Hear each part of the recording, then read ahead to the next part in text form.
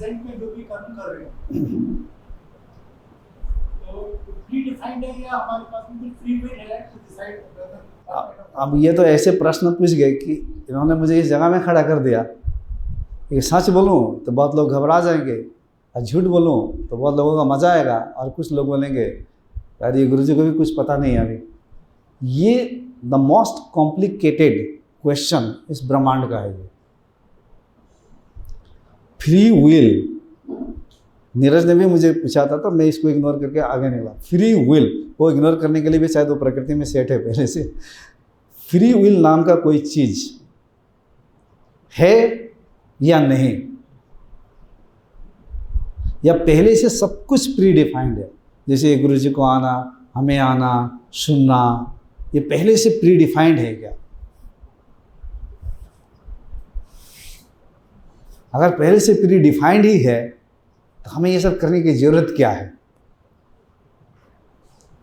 मुझसे लोग कहते हैं जब पहले से डिफाइंड है तो ये सब करने की जरूरत क्या है? तो मैं कहता हूँ अगर मान लो कि पहले से डिफाइंड है तो ये सब करने की जरूरत क्या है? जो बोल रहे ये भी डिफाइंड ही है फिर।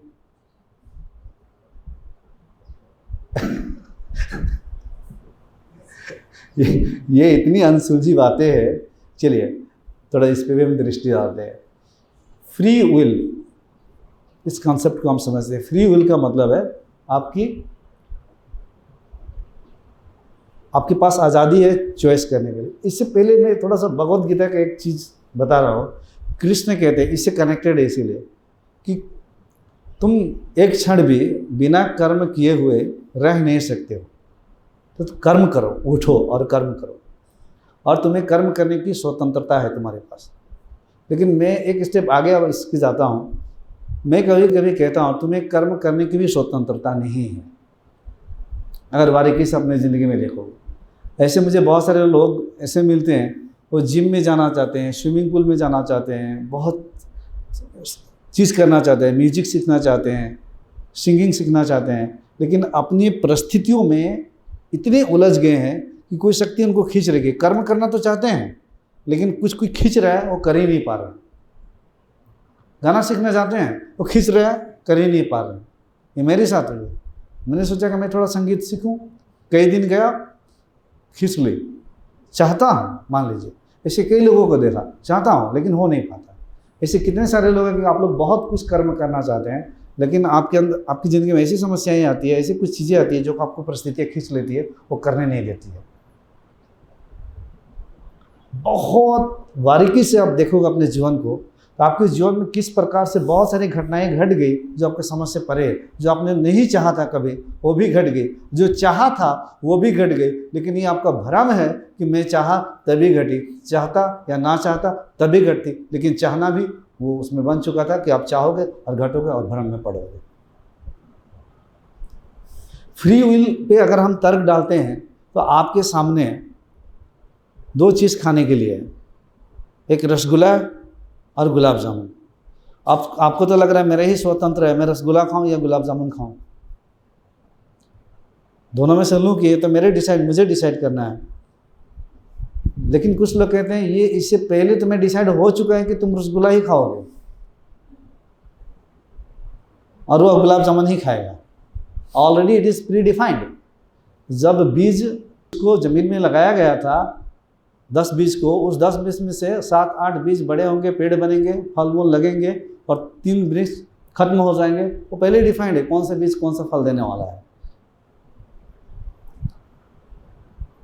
बड़े बड़े वेस्टर्न फिलोसोफर भी इस पे बात करते हैं। इसको कहा जाता है डिटर्मिनिज्म और फ्री विल।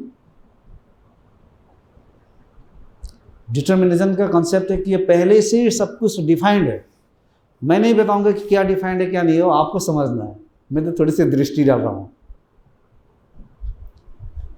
डिटर्मिनिज्म का कॉन्सेप्ट है कि ये पहले से ही पूरा डिफाइंड है। बड़ा मुश्किल है इसमें। कोई बोलते हैं पहले से प्री डिफाइंड है तो मुझे सलमान खान क्यों नहीं बनाया, मुझे ऐश्वर्या राय क्यों नहीं बनाया, मुझे अमिताभ बच्चन क्यों नहीं बनाया। झगड़ा स्टार्ट हो जाता है इसमें।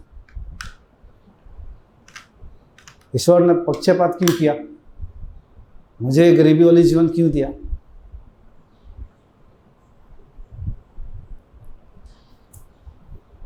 डिसाइड आपको करना है थोड़ा सा मैं यहाँ पर दृष्टि डालूँगा, तर्क से देखेंगे। जब रसगुल्ला और गुलाब जामुन, लेकिन ये रसगुल्ला या गुलाब जामुन आपके पास आया, तब भी आपके पास में ये चॉइस करने के लिए आपके आज़ादी एक मिली, तो मैं ये खाऊं नहीं ये खाऊं। अगर रसगुल्ला और गुलाब जामुन आपके पास आता ही नहीं तो ये चॉइस करने की संभावना होती ही नहीं आपके अंदर। तब रसगुल्ला और गुलाब जामुन आया क्यों आपके पास? अब ये सवाल खड़ा हो जाता है, आया तो कहाँ से आया? तो बनाने वाले दूध लाए और बनाए। अब क्यों बनाए? वही दो रसगुल्ला और गुलाब जामुन आपके पास ही क्यों आना था? क्योंकि विज्ञान कहते हैं प्रत्येक चीज़ का तो कारण होता है, बिना कारण को क्रिया नहीं होती है। कुछ भी हर क्रिया के कारण होता है और हर क्रिया से एक कारण उत्पन्न हो जाता है। तो कार्य कारण का नियम यही है, इसको कोई नकार नहीं पाया आज तक। पर इसको ढूंढा जाएगा तो देखा जाएगा किस गाय से, कोई गाय से दूध निकली है, उस दूध से वो दूध निकला तब वो बना। फिर एक लॉजिक खड़ा हो जाता है, अगर वो गाय मर जाती तो आता ही नहीं, लेकिन गाय जीवित क्यों थी? फिर जीवित थी तभी तो दूध निकला और आया, मर जाती तो नहीं आती। लॉजिक खड़ा हो जाता, तर्क खड़ा हो जाता है। फिर तो गाय जीवित थी और कहाँ से गाय आई उसके भी पता करोगे तो जाना पड़ेगा कोई एक सांड और कोई एक स्त्री गाय ने, उन्होंने संभोग किया, तब वो गाय का जन्म हुआ। अब वो संभोग क्यों किए? संभोग ना करते तो होता ही नहीं, वो कहाँ से आ गए? अब करते करते करते हमें कहाँ तक जाना पड़ता है? खोजते खोजते ढूंढते ढूंढते सृष्टि की शुरुआती तक पहुँचना पड़ता है, उसका कारण ढूंढते ढूंढते ढूंढते। आपका वहीं से स्टार्ट हो चुका है बहुत सारी चीज़ें, क्योंकि ये ख़त्म होता ही नहीं है, तर्क अंत होता ही नहीं है।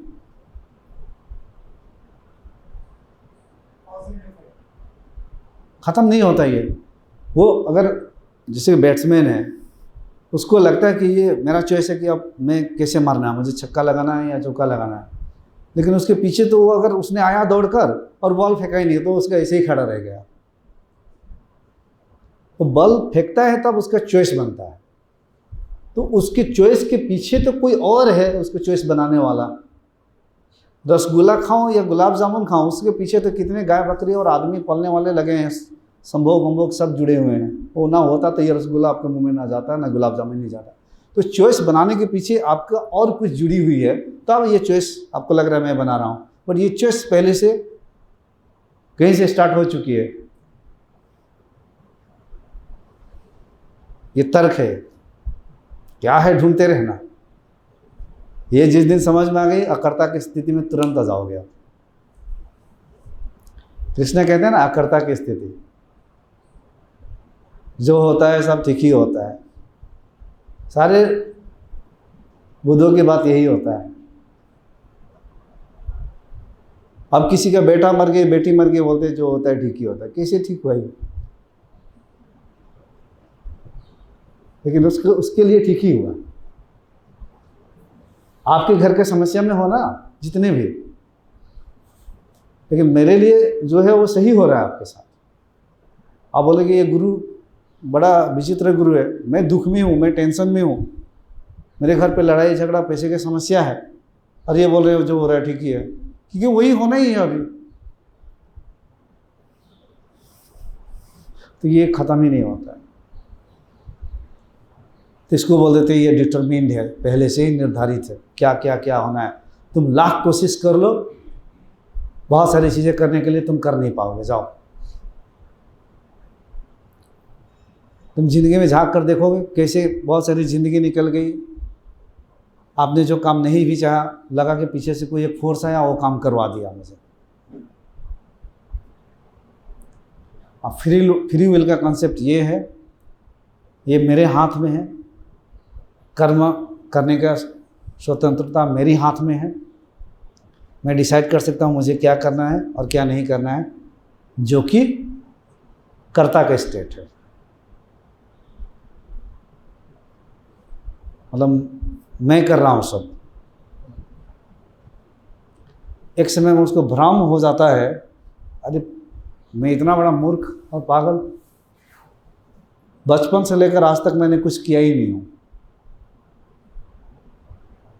ये तो प्रकृति एक प्रवाह है, प्रकृति में बस जैसे हवाएं बह रही है, पानी से फिर वेपर बन रहा है, बादल जा रहे हैं, आ रहे हैं, जा रहे हैं। इसी तरह से प्रवाह में मेरा शरीर, मन, बुद्धि, बच्चे बच्चे सब चल रहे हैं।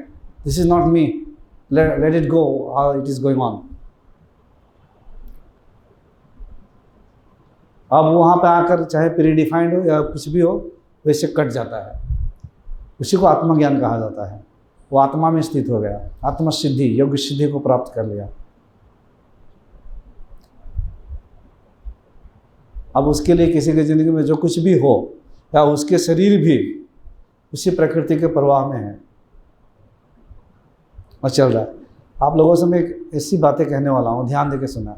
सारे गुरु और वैज्ञानिक भी कहते हैं कि सब रिपीटेशन है, सब घूम रहा है ना प्रकृति में, सारी चीज़ें घूम रही है कि नहीं, चक्कर लगा रहे हैं सब कुछ, एवरीथिंग इज मूविंग। ब्रह्मांड में ऐसी कोई चीज़ नहीं है कि घूम नहीं रही है। या विष्णु के हाथ में आप लोग सुदर्शन चक्र देखते होंगे नहीं, मतलब सृष्टि जो है ये सुदर्शन चक्र की बात है, वो चलेगी ही, इसे कोई बचने वाला नहीं है। जिसका जब समय आएगा यही चक्र है, वो कटेगा ही। लेकिन उनका उंगली नहीं घूम रहा है, उंगली नहीं घूम रहा है। तो इस चक्र से जिसने वहाँ तक पहुँच गया तो देखता है पूरी सृष्टि मेरी परिधि है, घूम रही है, जैसे भी घूमे वैसे कुछ फर्क पड़ने वाला नहीं। And in fact this is me ma'am. इसीलिए कौन बच्चे मर रहे हैं, कौन बच्चे जीवित हो रहे हैं, उससे कुछ फर्क नहीं पड़ता है, क्योंकि कोई मरता ही नहीं, कोई जीवित ही नहीं होता है। या सृष्टि भी अनादि है, चलती रहती है, बनती रहती है, बिगड़ती रहती है, बनती। और उसी के नियम के आधारित पे तो आपका शरीर बढ़ रहा है, युवावस्था में जा रहा है, फिर बुढ़ा हो रहा है, वृद्धावस्था में ख़त्म हो रहा है। खाना खा रहे हैं वो भी सिस्टम हो रहा है, अनाज पैदा उसी सिस्टम से हो रहा है। जब सब कुछ रिपीटेशन है तो अब ये यहाँ पे बैठी है, जब सृष्टि में सब कुछ रिपीटेशन है तो एक बार ये जरूर ऐश्वर्या राय बनेगी, और ऐश्वर्या राय एक दिन जरूर ये बनेगी। ये भी तो रिपीटेशन होनी चाहिए ना। एक दिन जरूर आप मुकेश अंबानी बनोगे और मुकेश अंबानी आप बनोगे, क्योंकि ये कैसे रिपीट नहीं होगा फिर। If everything is the repetition, then that should also repeat. आप भी किस दिन अमेरिका का प्रेसिडेंट बनोगे फिर। So that should or that will. ये छोड़ दो आप, ये इतनी बड़ी चक्र है, बहुत बड़ी, मतलब इसकी कोई संख्या नहीं लगा सकते हो। ये अनादि रूप से चलती रहती है, चलती रहती है, चलती रहती है, चलती रहती है। इसको छोड़कर अपने केंद्र पे आ जाओ, उसे ही मुक्ति और मोक्ष हम कहते हैं। और इसे चलते रहने दो, ये कभी रुकने वाली नहीं है। मतलब ये भी पूरे ब्रह्मांड एक दिन बुढ़ा हो जाएगा, ये भी खत्म हो जाएगा, अपने अव्यक्त स्थिति में जाएगा। और इस ब्रह्मांड के 3 प्राइमर्डियल जो लॉज को ढूंढा योगियों ने, उसे ब्रह्मा विष्णु महेश कह दिया। जैसे एक बाटी पानी लो, पानी स्थिर है, उंगली से ऐसे मारो तो एक शुरुआत किया, वेव्स पैदा हो गए, और वेव्स पैदा हुए और वेव्स न्यूट्रल भी हुए हैं साथ ही साथ। एक फोर्स पैदा हुआ और साथ साथ एक रेजिस्टेंस भी पैदा हुआ है। वेव्स चलेंगे थोड़ी देर और देर से वो न्यूट्रल भी हो जाएंगे। तो जिस दिन सृष्टि बन गई, चल रही है, उसी दिन से ये ख़त्म भी हो रही है। जैसे आपका शरीर बढ़ भी रहा है, ख़त्म भी हो रहा है, इस तरह से ब्रह्मांड भी एक दिन फिर अव्यक्त स्थिति में आ जाएगा। और जैसे ही अव्यक्त स्थिति में आया, फिर जो शुरुआती होगी, फिर ये चक्र है। इसी को जानकर अपने आत्मा तक पहुंचना है। आत्मा केंद्र है, और आत्मा ऐसा है कि ये सृष्टि ही विलीन हो जाती है आप में। आपके अनुभूति में ये सृष्टि है, ये चीज़ हो नहीं पाती है, महाशून्यता ही रहता है अंदर से। इन आँखों से दिखती है, बट अनुभूति में आप स्वयं सर्वत्र सर्वव्यापक बन जाते हो। एम्प्टीनेस, मतलब आप कौन हो ये भी पता लगाना मुश्किल हो जाता है। तो फिर ये लगता है कि ये इल्यूजन है, मतलब ये इल्यूजन की तरह दिख रहा हमें, बट इन रियलिटी अंदर से है ही नहीं। और ये इतनी खूबसूरत बात है कि एक आदमी ने नहीं कहा, किसी कोई अलग देश में पहाड़ के कॉर्नर में कहीं कोई शास्त्र का नहीं पढ़ा, ये घटना घट गई, तब भी उसने भी यही बात कहा है। किसी ने बहुत ध्यान तपस्या करके, तब भी उसने यही बात कहा है। और जीवन में वो शांत स्वरूप हो जाता है। फिर चलिए यही है, बाकी आप लोग डिसाइड कीजिए डिटर्मिनिज्म का। मेरे लिए आप अकर्ता की स्थिति में आ जाओ, अकर्ता की स्थिति में जैसे ही आप आ जाओगे, बाकी इसको परिधि रहने दो आप। बड़ा भूल आत्मज्ञान मतलब भूल भुलैया वाला ज्ञान है ही। तो जहाँ लॉजिक, तर्क, डिटर्मिनिज्म, फ्री विल का कंसेप्ट सब गिर जाए, मतलब खत्म हो जाए, जितना तर्क गिर जाए, जितने लॉजिक गिर जाए, सब खत्म हो जाए, अपने में ही रम गए, स्वयं में ही हो गए आप, तो आपका काम हो गया। ठीक है जी।